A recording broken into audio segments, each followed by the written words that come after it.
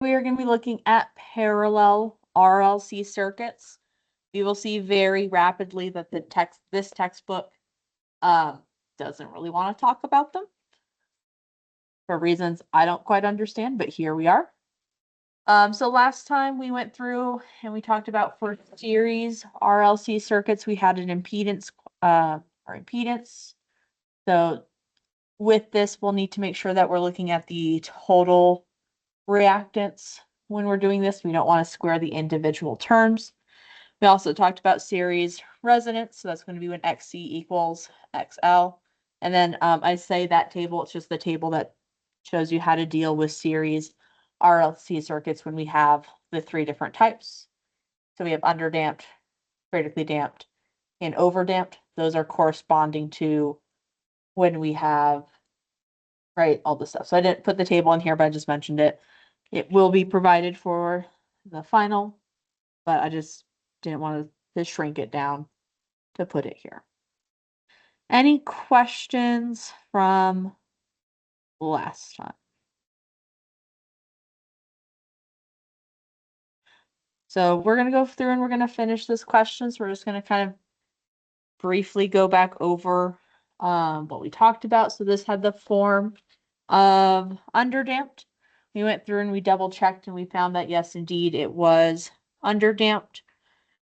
We went through and found the resistance and the inductance values. And with that, we were then able to go through and find the value for B1. We proved that from what the table said that B1 was just equal to the value of the initial current. We proved it with that. And so now we want to go through now and solve for B2. So with that here, I now realize that the equation is perfectly blocked. Right, we have the same equation up here. This is the information from the underdamped. I'm not going to go through and do the time derivative and then set it equal to 0. I am just going to start with this equation here to go through and solve for B2. So can go through and do it. Just for the sake of time, I'm not going to. I have full faith. You guys can take a time derivative of a cosine and a sine and get those done correctly. So we'll have this equation here. We already know what alpha is and for omega d and stuff like that. So we can just rearrange it. And we'll have B2 is equal to 1 over L minus R I naught minus V naught plus alpha B1 over omega d. So if we look at this, we solved for the inductance and the resistance already, so we have those given. If we go through and look at the question itself, right, it tells us the initial current and the initial voltage values, so we have those as well. Alpha was given in the equation as well, and we already solved for B1. So we can just go through and plug all of this in. So we're going to have 1 over 2 henries minus our resistance value, which we found to be 8,000 ohms, the current 7.5 times 10 to the negative 3 amps, minus negative 30 volts, plus alpha. So that's going to be our 2,000. If you are curious what the units of alpha are, they're 1 over seconds, times my B1 value, so that was the 7.5, times 10 to the negative 3 amps. All of that divided by omega d, which is the inside the sine term. And the cosine term, it's the 1,500. Again, its units are 1 over seconds for that. So taking this and plugging it all in, we should get that B2 in this particular case is equal to 0. And so that means that when we go through to write out our equation for the current, We're going to have the instantaneous current. So so depending on where you look will determine on whether or not it has the parenthesis T here for it. Personally, I like to put it in to remind myself it's a function of time. That way we know it's not just some number. It's going to be 7.5 milliamps e to the minus 2000 t cosine of 1500 t. So this would be our equation for the current now that we have all of our constant values figured out. So we are now done with this other textbook question number 41. Any questions on solving B2?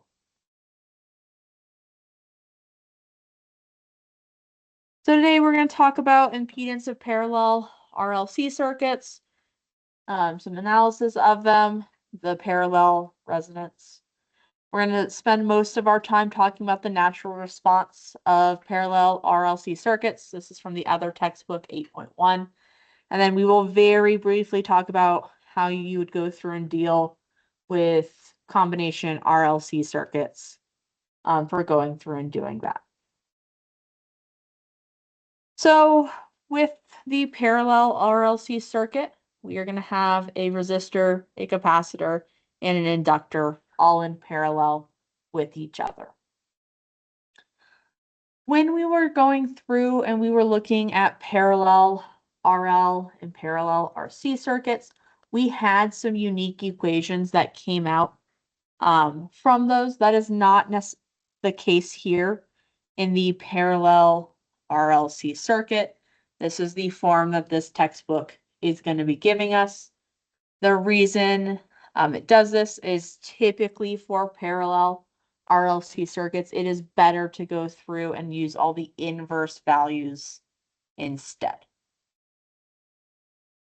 So with this form of the equation here, this is the same as having 1 over R with its angle plus 1 over XL with its angle plus 1 over XC with its angle, and then inverse. This is just how the textbook represents it instead. So with this, we are still, just like with using XC and XL, we are going to be able to go through and use the equations for conductance, susceptance, and admittance that we saw previously. So for conductance, as a reminder, this is the this is the 1 over R, this is the 1 over X, and this is the 1 over Z for going through and using those. So we can still utilize these here. And if we go through and do this, it gives us the same form that we had for these parallel or the series RLC circuits, but now we have G, B, and Y for that.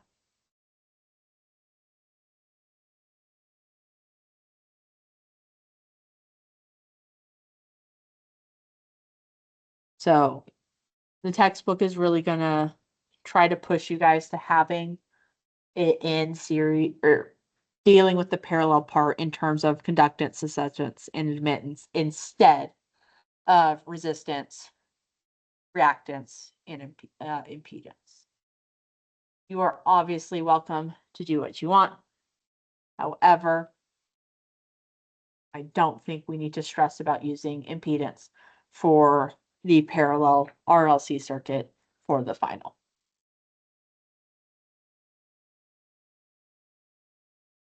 Questions so far? Yes. So if we were to have RLC in series, but we have RLC in parallel, and it just happens to be where for the inductor, it happens where the inductance is highest and the for another branch would be the capacitance is higher. Would we still treat that as if we're adding different Z's, or would there be an interaction in the parallel between the. So what you would go through and do is you would deal with the series stuff first, put it all into a Z, and then deal with the parallel components of it. And then when you would go through and deal with those two get together, you would find out overall, is it capacitive or inductive? Okay, so it doesn't matter what the individual impedances would be. I mean, you might care about if you care about the individual branch, then yes, you would. But if you're caring about the circuit as a whole, you would just, when you do all the summing and you're like, it's this at the end of the day. So it kind of depends on what you're looking for. Exactly. But yeah, you can look at it branch specific or circuit specific.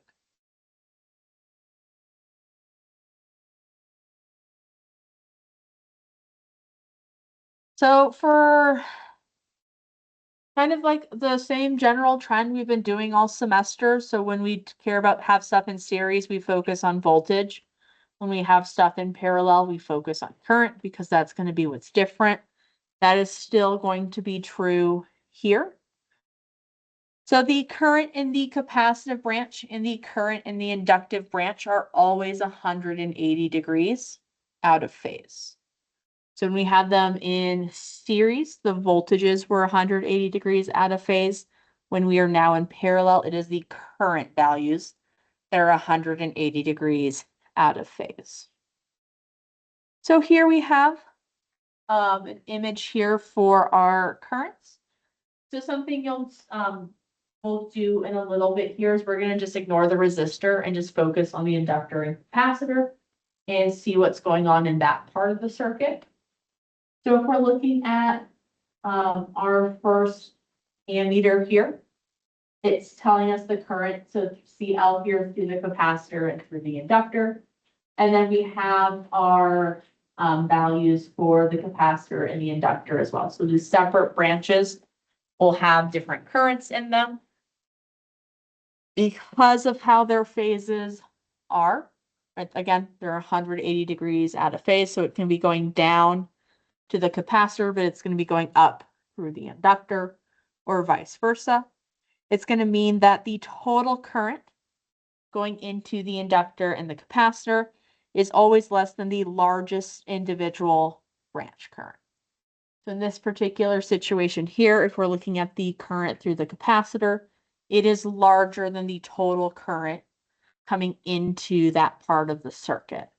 That is because the current from the inductor is pointing the opposite direction. So we can go through and we can do this here. So again, I don't know why it's doing everything in this case in shades of pink. So here we have the three different currents. So this lightest pink color here, that is going to be for our capacitor.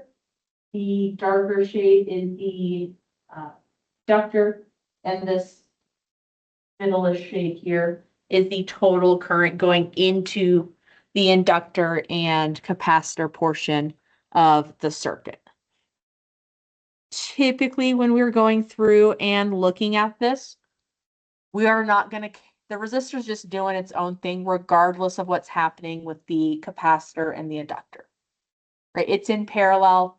It's having the time of its life doing the same exact stuff the resistor's done the entirety of the semester. I can use Ohm's law to figure out its current.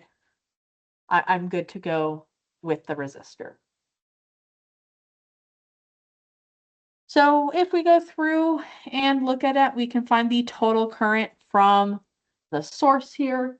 It's the current through the resistor squared plus the difference in the current between the capacitor and the inductor squared. And then we have the inverse tangent of ICL. So this is the same as what we have in the square root here. This is the IC minus IL over the resistance value. Also here we have our phasor diagram. So here we see that those currents are out of phase with each other. And in this case, the capacitor has the positive imaginary component and the inductor has the negative imaginary component. If we go back to looking at when we first talked about the inductor, that is where that negative sign is coming from here. So we're going to focus on this a little bit more on the next slide as well. But when we're going to be talking about it, we are going to be ignoring our resistor. Again, it's doing its own thing. We are content having it. So with going through and looking at this, we are going to be looking at the parallel resonance. So once again, this is going to occur when XL is equal to XC. And that means that the frequency equation is going to be the same for series and parallel. So with that equation, again, typically we'll represent it with F sub R, 1 over the square root of 2 pi square root of L times C. Same equation for series and parallel. When they were in series and we had series resonance, what happened across the inductor and the capacitor?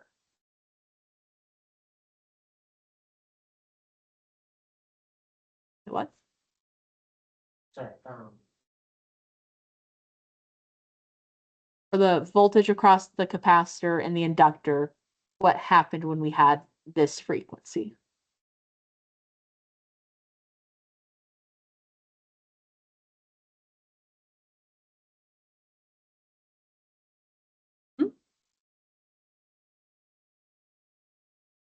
So they canceled out there with the voltage. For the current aspect, when they're in parallel, it will get canceled out as well. So we're just gonna focus on the LC part for this here. Resistors doing its own thing. So here we have an ACLC circuit. We have an alternating voltage source. In this case, we're showing that our frequency is equal to the parallel resonant frequency.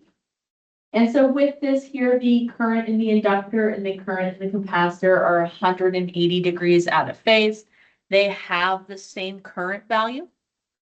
In the case of having XL equals XC. And so that means that the total current going into that part of the circuit is going to be 0. If we were to go through and have just this circuit here, that would mean that at all times there's actually a 0 current value coming from this, even though we have a voltage source. The currents in the capacitor and the inductor are canceling each other out. And so with that, the current's not able to go anywhere from the source. You'll see a couple more images of this on the next slide to kind of see what that ends up looking like. But any questions so far?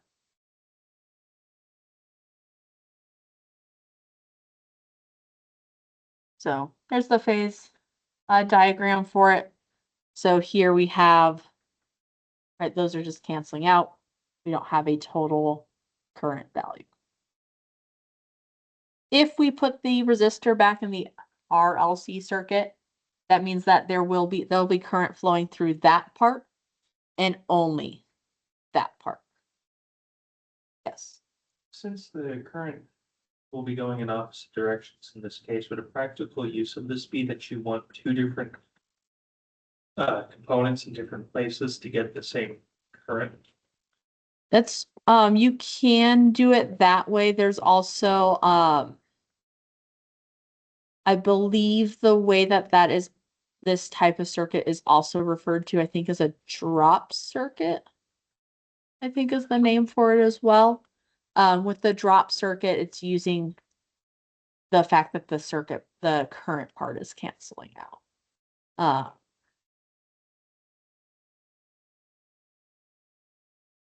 I think if you go through and look at, because we just don't have time to go through and do it. So if you look, I'm trying to find the page number for you. If you go through and look at the textbook or in section 7.5. Or no, sorry, 7.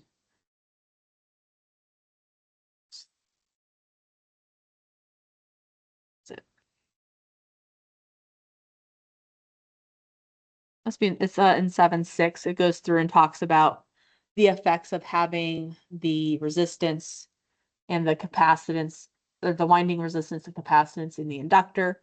Here we're still ignoring that, but it goes through and talks sorry, it's called a tank circuit. So with that, just kind of the fact that you have no current over there, it can be a goal that you want. It's just all going to depend on what it is. You probably could use it to help keep the current values the same at different parts as well. It's just you probably, or you're going to have something more complicated than that to set it up. Okay.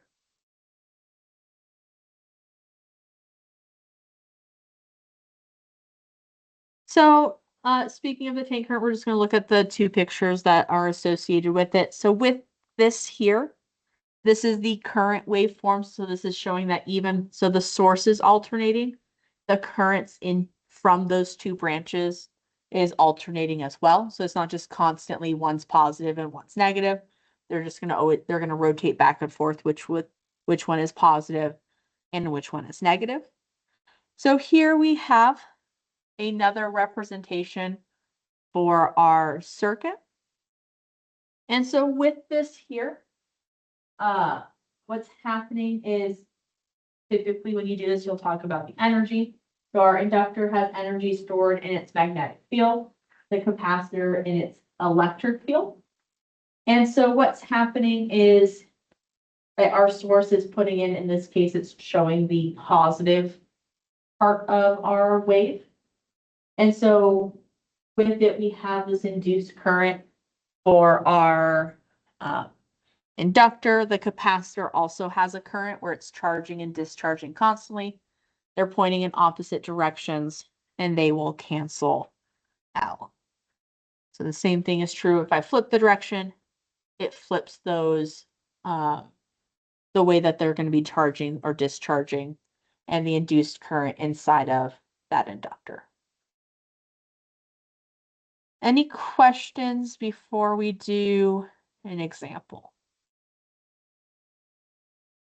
So I switched it to 18 because I just wasn't going to have time to get through the tank circuit stuff here. So we want to figure out at what frequency does the circuit change its reactive characteristics? So from inductive to capacitance and vice versa.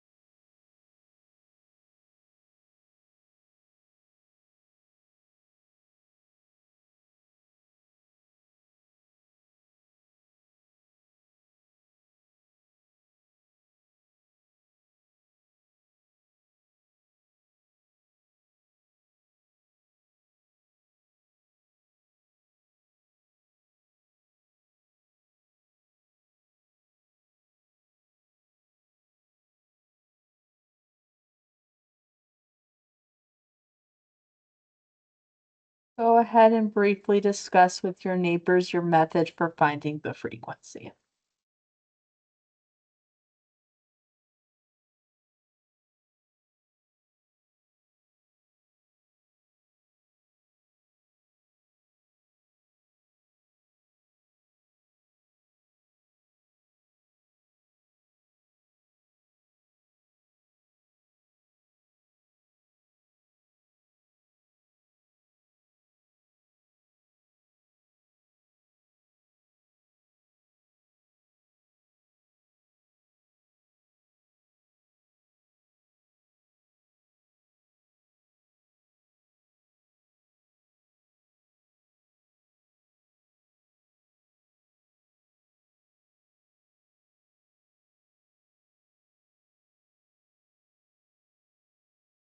Anybody want more time for 18 here?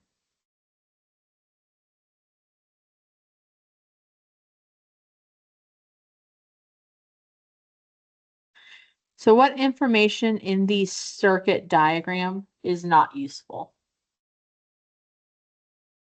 Why is the frequency not useful? That this, well, the frequency is used because it can tell us what the current state of the circuit is. Okay. Please. Yeah, so we can use this to find the current state, but does that help us find when we would switch back and forth?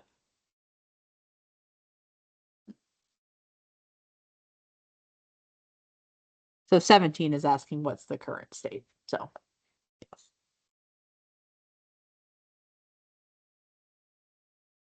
What else is not useful in the circuit diagram? Voltage and Why are those not useful? well, the resistance has no value because we're simply concerned about the inductive and capacitance. The resistance doesn't change their values for their respective reactances, and the voltage has no relation to them at all, other than its frequency. Yeah. So yeah, we are only going to care about the inductance and capacitance in this particular case. So this image here is just for not for fun, but to show us what it currently is at. So what would so to find this magical frequency, or I guess what is that frequency called? So resonance frequency. So same equation for series and parallel. So it's still going to be 1 over 2 pi L times C. Do I need to convert my inductance and capacitance? Yes. Always pretty much guaranteed to have to do that for here. So if millihenries is times 10 to the what? Third. And for micro? -6.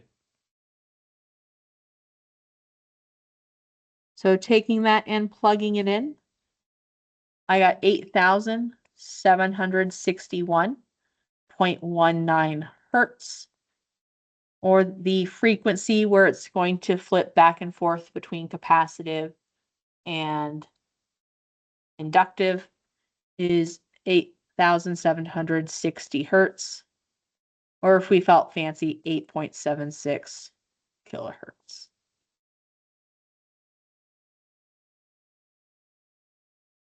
Any questions on 18?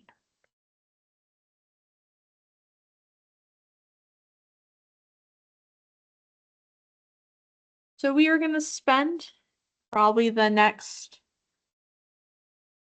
3+ minutes going through and talking about how do we actually deal with these in calculus-based terms. So we are switching over to the other textbook, section 8.1. So this is the notation that this textbook is, that textbook used. So same general format. It likes to put its sources on the right instead of the left. So we'll have IC, IL, and IR. Those are the instantaneous currents flowing through their respective branches. So with this here, we want to go through and make sure that Kirchhoff's laws still apply? They do. So we did for the series case, we did Kirchhoff's voltage law. For the parallel case here, we are going to look at Kirchhoff's current law, which states what?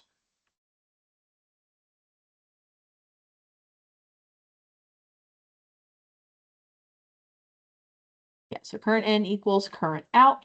And so with this here, we'll have the total current,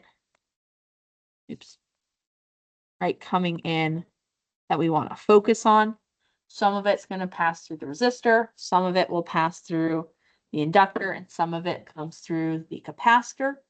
But again, with the inductor and the capacitor, they're 180 degrees out of phase. That is something that we will still need to take into account. So this is Kirchhoff's current law. So that textbook liked to abbreviate instead of having to write out Kirchhoff's current law every time. KCL here.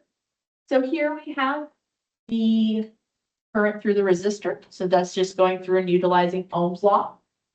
We have our current for the inductor. And then we have the current for the capacitor portion here. And so with this equation, right, this is just the total current. We can go through, take the derivative and rearrange it, and this gives us the same or similar form we saw with the series case. So this is the, again, not arranged the same way, but this is the second order differential equation that we would need to go through and solve in order to find the equation for the voltage, in this case, across the different components. As with the parallel situation, how that solution is going to work out is dependent on the capacitance and the inductance and how those are related to each other. So this is, so in that textbook, this is done first, and somebody asked about it because they haven't seen differential equations. So I'm going to kind of show you a little bit of the steps for going through and how, we're not going to get into all the details for how those steps work out, but just kind of seeing how you get from this to a solution. So rearranging it, this is to match that same form. We have a second time derivative for our voltage, a first time derivative, then just the derivative, or just the value for the function voltage as well. So if you haven't seen differential equations, what we go, the way that you typically start the class, at least when I took it, is you look at them, you go, wow, wouldn't it be cool if we could guess the right equation right away? If you don't know what you're looking for, you never will. For this one here, let's guess that the voltage is equal to A. So this is our amplitude value or our peak voltage. So sometimes you will see it written out also as V naught EST. E here is our exponential. Exponentials are a great place to start for second order differential equations because when you take the time derivative, it still exists there. And then we have S, which is just some constant that we don't know about, and we have T for time.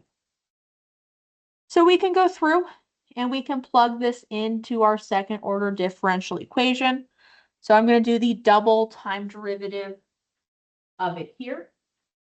I'm going to have the single time derivative of it here. I'm just going to plug it in to this third term. And what this is going to end up looking like is something like this. So here we have our initial guess. Again, this textbook is going to use A. Other textbooks, you'll see B naught. And then we have an S squared plus S over RC plus 1 over LC. So this is following the same form as we have up here.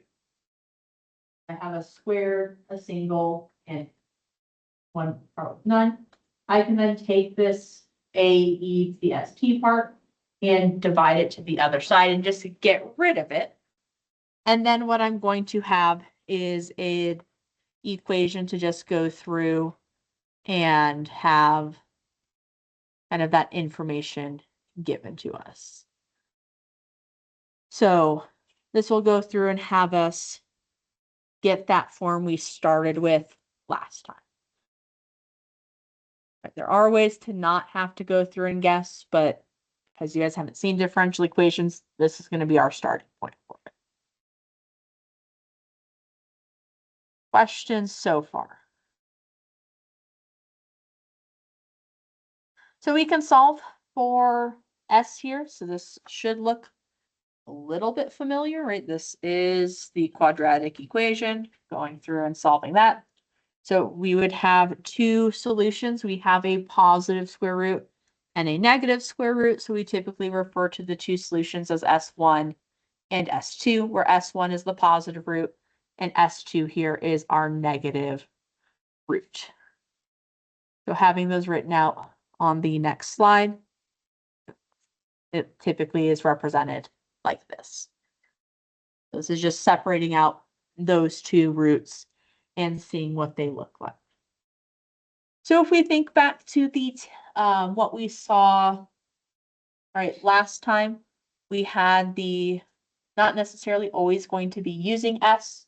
That is going to be the same thing true here with the parallel RLC circuit. So we're going to have three different sets of equations. We're still going to see the Neper frequency mentioned. It has the same equation for both series and parallel. We also still have the resonant radian frequency, same equations. So with a lot of the constants, so even with S1 and S2, they look very similar between the two of them. It's just when we go through to have everything plugged in, that's going to be where it looks a tiny bit different.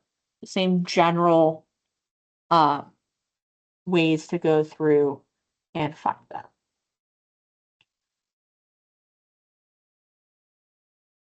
So when we're going through to think about the three different types of situations, so again, that's going to be underdamped, critically damped, and overdamped. We are still going to be comparing these two frequencies to each other squared. So our alpha squared and our omega naught squared. And those are going to give us our situations. So these are sorry, I forgot that I had this here. These are these simplified versions of S1 and S2. Because I don't know about you, but the idea of having to write this out every single time I wanted to do S1 and S2 sounds unappealing to me. This is a lot. That's typically why, or where those definitions just come from.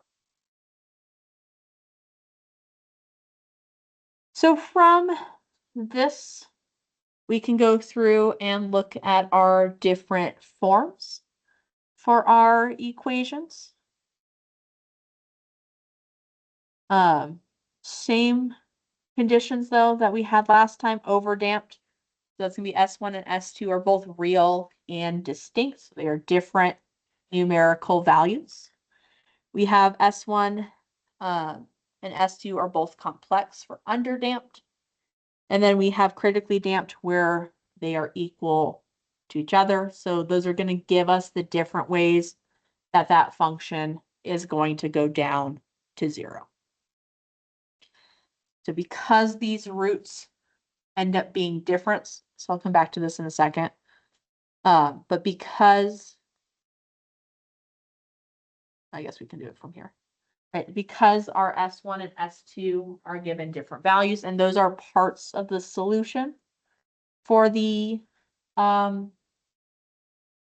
overall equations to explain stuff, that is going to affect how you would actually go through and do your second order differential equation. This is why we have three unique solutions that are popping out based on the relationship between the Neper and resonant radiant frequency. So because of how you have complex versus real, that's why our solutions look different. So these are the same from last time.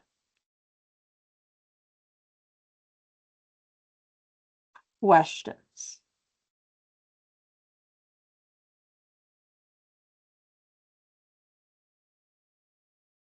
That means that we have our three equations. So overdamped looks like this one. So we have the voltage is equal to A1, and we have A2, e to the S1t plus A2e to the S2t.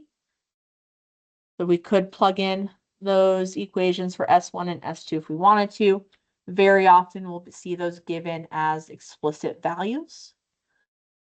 We have the underdamped equation. So this, again, they should look relatively similar to the other ones. So for our underdamped last time, that also had the sine and the cosine side of it. Bless you. And then we have the critically damped with that here. So I want you guys to look at the overdamped and critically damped one outside of the fact that the stuff in the front of the exponential is different. So I know it's A1 and A2. I know it's D1T, D2T. What did we notice about the exponentials and how those are different?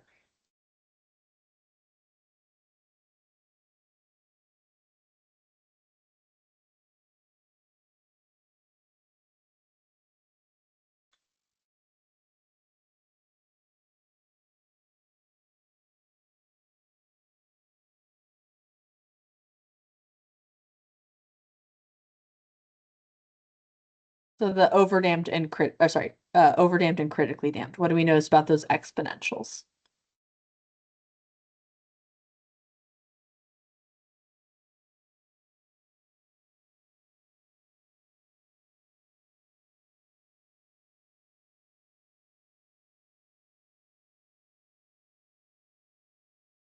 Yes.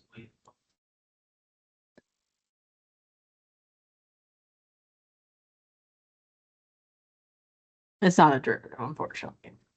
They're related, but not the derivative of each other. So if we're looking at these, with the over and critically damped, we want to be careful because you can have a negative S1 and a negative S2 value. Right? If we go back and look at those definitions really quick. Right?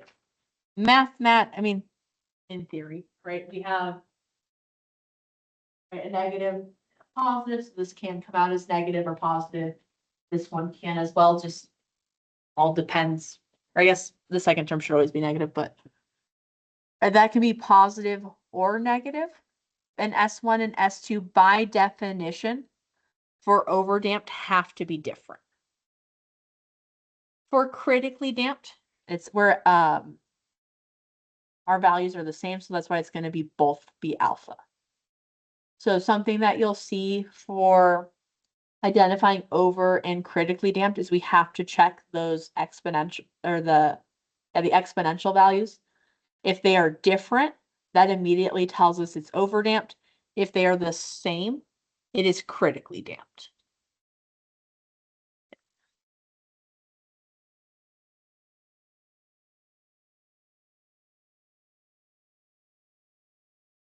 Yeah.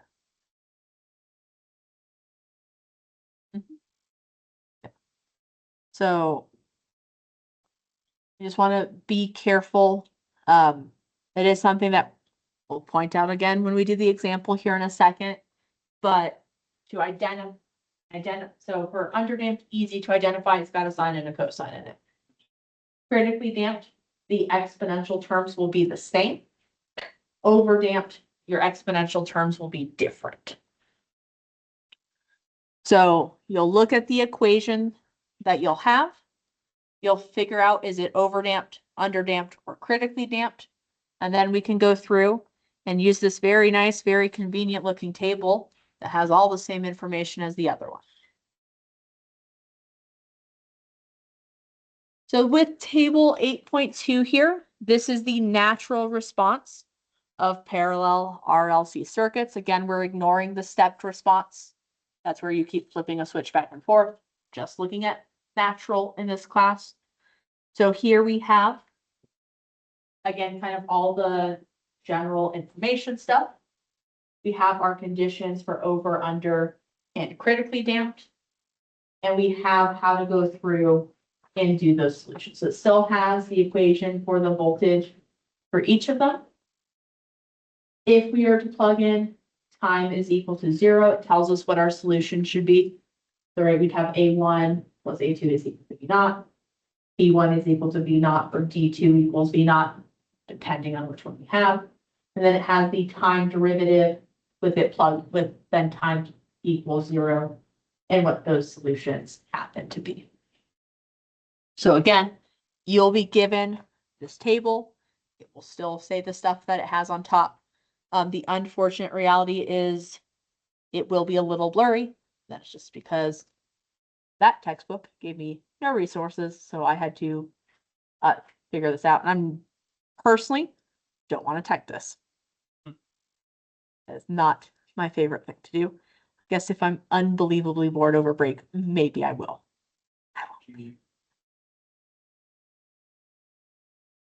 Hate that. Why would I screenshot it and paste it when I can copy the figure and paste it? Fair. So you'll have this table. You do not need to know how to solve for the second order differential equation. You can just start from identifying which one it is and using that information. Any questions before we try an example here?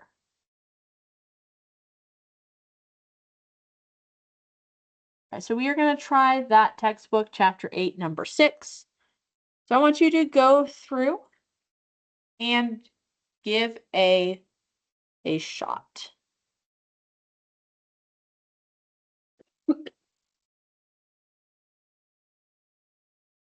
I'm going to write the equation on the board over there as well, in case you want you guys to flip over that would be so.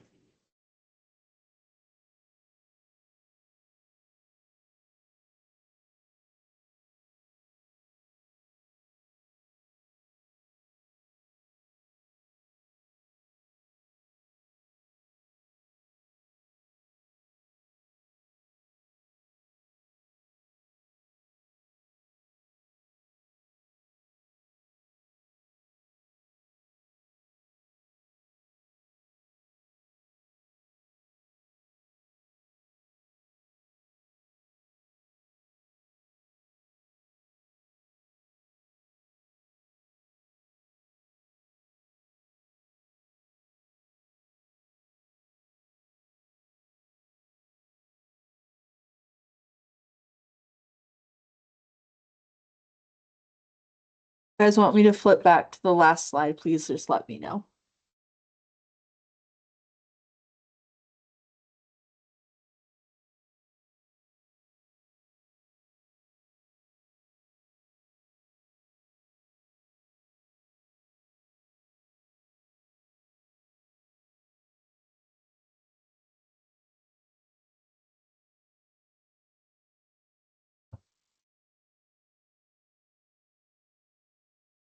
Yes.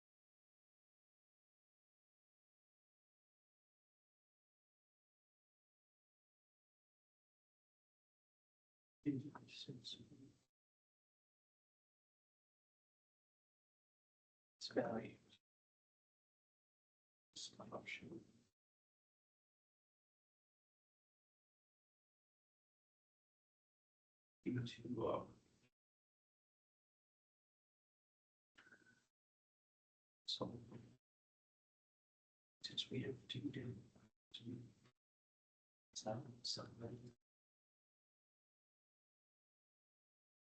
There's these resistance and Resistance will probably be the last thing you solve for. then we just have to do substitution. You don't have to do substitution if you don't want to. You can. I don't think you'll have a good time, but you could. I just want to go over it.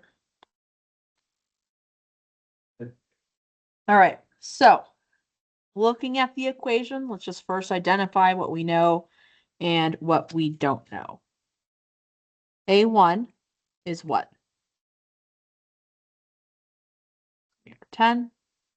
A2 is going to be, so if we're using A1 and A2 here, that should mean that we are using overdamped. How do we know it's overdamped?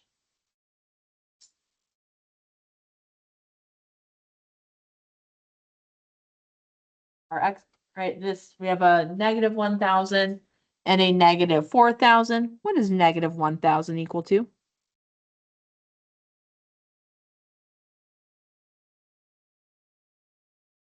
And so it's our S1 value, and we also have our S2 value. It is negative because the equation itself is. It would, if we had critically damped, then the alpha, and we had like a negative number given, the alpha would be positive. But in this case, with the definition of overdamped, that there's no negative there, so the S1 does have to have the negative sign associated with it. Same thing is true with S2 minus 4,000. We know the inductance value, that's our 10 millihenry. That's all we are given to start with. So if we look at the form of S1 and S2 here, right, S1 is equal to negative alpha plus the square root, whereas S2 is equal to the negative alpha minus the square root. So if I add S1 and S2 together, that's going to cancel out the square root part, and I'm just going to have minus 2 alpha.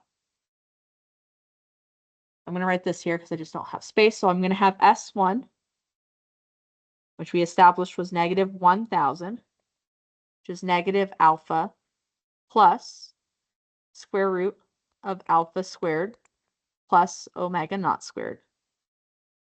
S2 is minus 4,000 is equal to negative alpha minus the square root of alpha squared plus omega naught squared. I'm going to go through and I'm going to add these together. So I'm going to have S1 plus S2, 1,000, negative 1,000 plus negative 4,000 should give us negative 5,000 is equal to negative 2 alpha. The square root parts are going to cancel out, so I don't need to worry about omega naught. And I can now say alpha is equal to 2,500.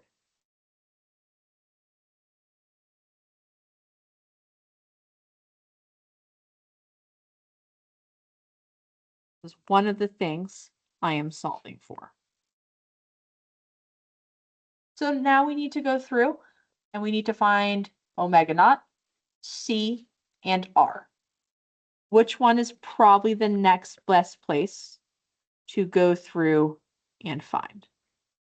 Yeah, so we can take this, plug it into either of the square roots, whichever one you like more. Which one do you guys want to see? That's one. Okay, so S, right, so I'll have S1. So we'll have, if we go through and I'm just going to write it out because I'll do the algebra like this. So we have plus, sorry, instead of alpha, I'm going to plug in the numbers, right? 2,100 plus the square root 2,500 squared plus omega naught squared. I have full faith you guys can go through and do this algebra. Doing that, we should get exactly omega naught is equal to 2,000.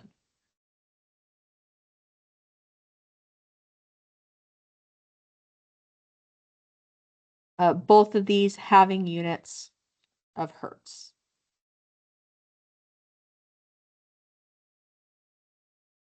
You can use S2.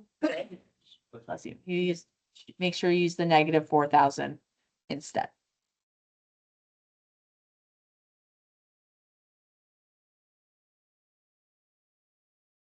Now that we have alpha and omega naught, which one are we probably going to solve for next?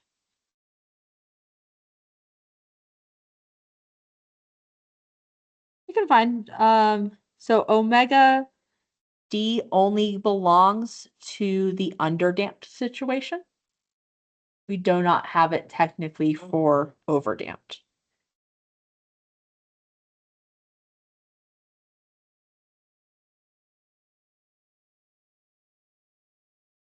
So we're going to use omega naught here. We have the inductance value. We can find capacitance. Once we have that, we can use the definition of alpha to find the resistance value.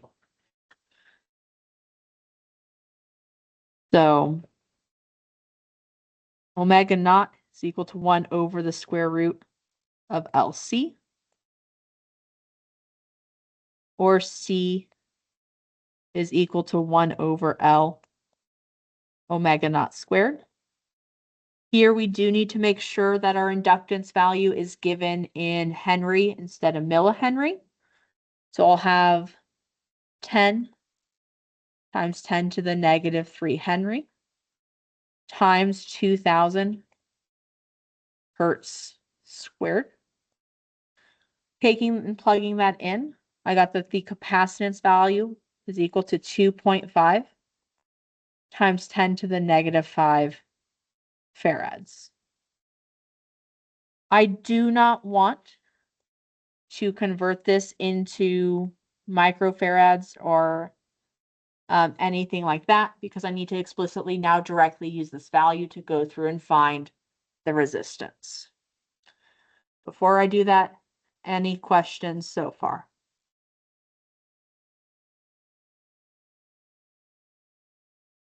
So to find the resistance value, right, that is going to be, if I go through and look at my equations, right, it's alpha is equal to 1 over 2 RC, or resistance is equal to 1 over 2 alpha C. So 1 over 2, my alpha value, we solved for as 2,500 hertz. Our capacitance we just solved for as the 2.5 times 10 to the negative 5 farads. So taking that and plugging it in, I got exactly 8 ohms.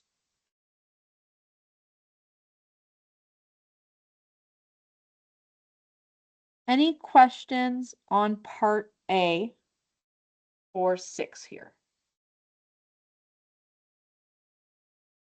So looking at it now, we want to calculate the current through the resistor, the current through the capacitor, and the current through the inductor.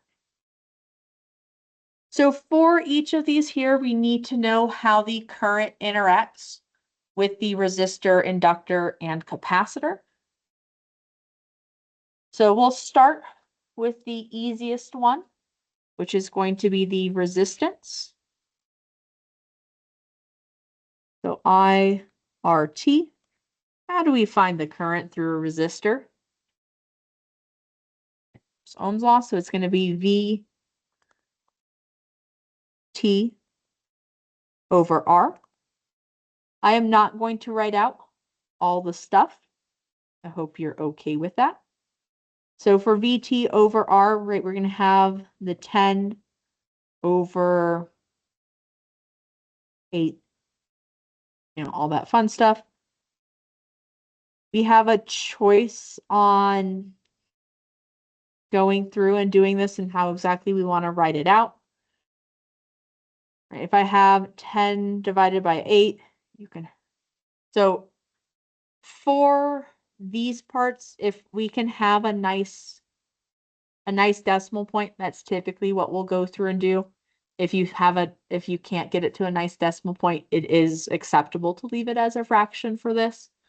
So in the case of having 10 divided by 8, nice decimal point.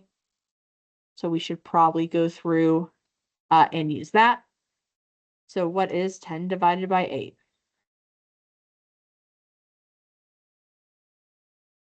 What? Yeah.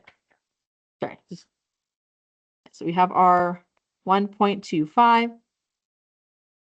This is going to pop out in amps. Nothing happens to the exponential term. That's still going to be e to the negative 1000 t minus, then we'll have 90 divided by 8, which again gives us a relatively nice value. Right, that's, I wrote this down right, 11.5, or sorry, 11.25 amps. E to the minus 9000 t.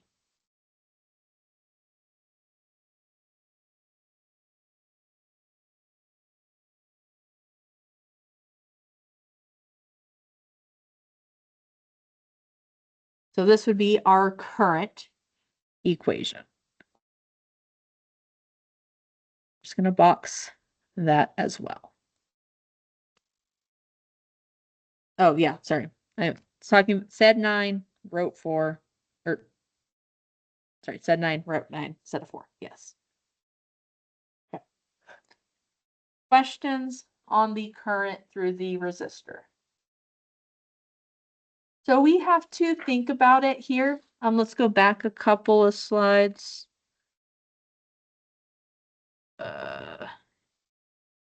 All the way back to here. So looking at this with our equations, figuring out which one of these we want to do, we don't technically have to do both. For the inductor and the capacitor, we can use Kirchhoff's current law once we have 2 of them to find the third. So from the experience of teaching this class and just kind of interact, typically people like to do the derivative part first, or do that one.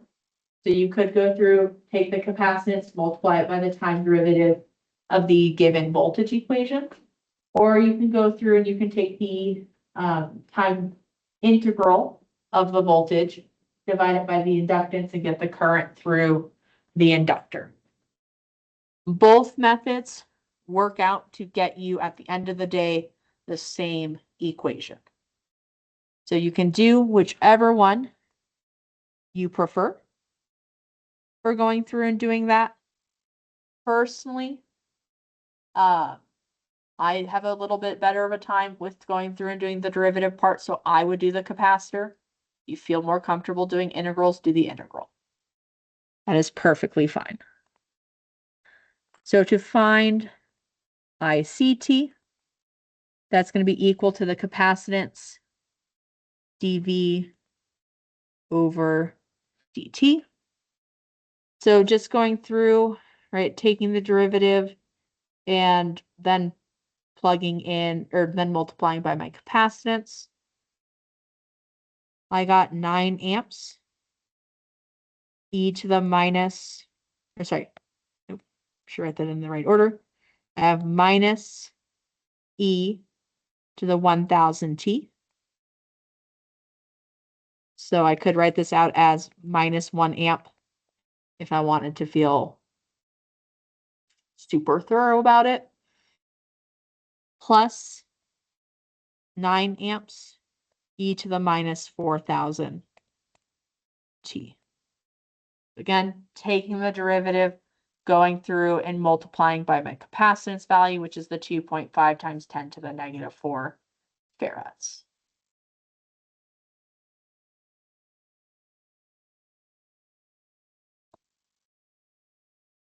Questions on finding the current through the capacitor?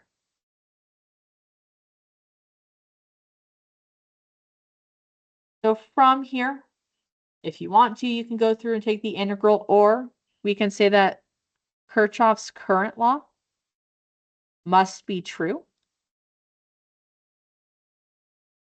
So this is Kirchhoff's current law. It's written out for our circuit here.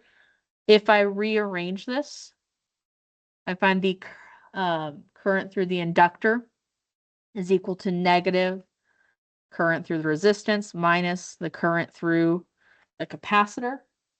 So I could just go through, add these two together, slap a negative sign in front of it, and be good to go. So depending on what you are more comfortable with doing, will probably determine how you go through and solve this. I'm not going to be explicitly telling you what you would want to go through and do. There are multiple ways to solve.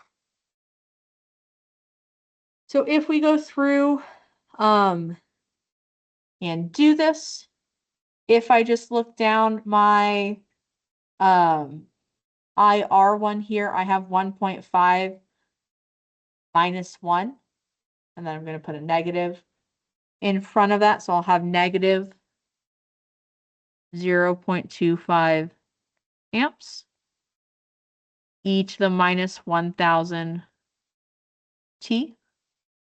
If I look at my 4,000, I have negative 11.25 amps, plus 9. So that's going to give me 2.25. Sorry, that gives me negative 2.25. Distribute the negative in. I will have plus 2.25 amps, e to the minus 4,000 t. That would be my third and final current value. And if you're afraid of integrals, that's fine, right? We skipped it. You should be able to go through and use the integral to get the same exact equation here as well.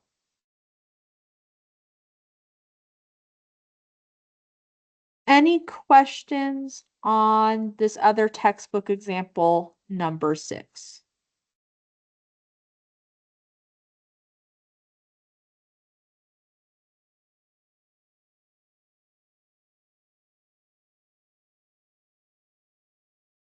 So again, you will have the table. So if you have an equation for under, over, or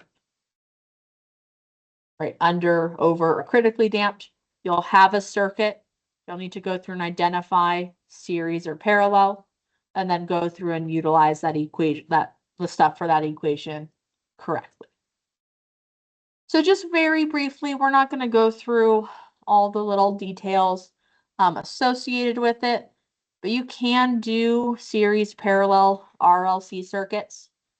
What you would end up doing is go through and find the impedance value of each of your individual parts. And then you can go through and use any of the many things we've talked about for resistor circuits, and you can use it with impedance instead.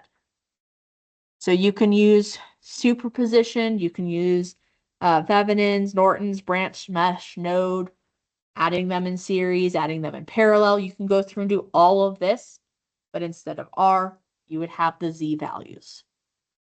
The thing that is going to be more difficult with the RLC circuit is we need to make sure that we are dragging around the two components. So either the real and imaginary part in rectangular form, or we need to have the magnitude and the angle in polar form. Can't just drop them, you have to drag all of it around. We're not going to get into that in this class. It's doable. Just again, any of that stuff we previously talked about for resistors, you can do with impedance. So you just need to go through and set that up super carefully. Any questions on parallel RLC circuits or RLC circuits in general? So next week, Tuesday, we will talk about amplifiers, and that will be the last thing that we are going to talk about in this class. Oh, we're almost there.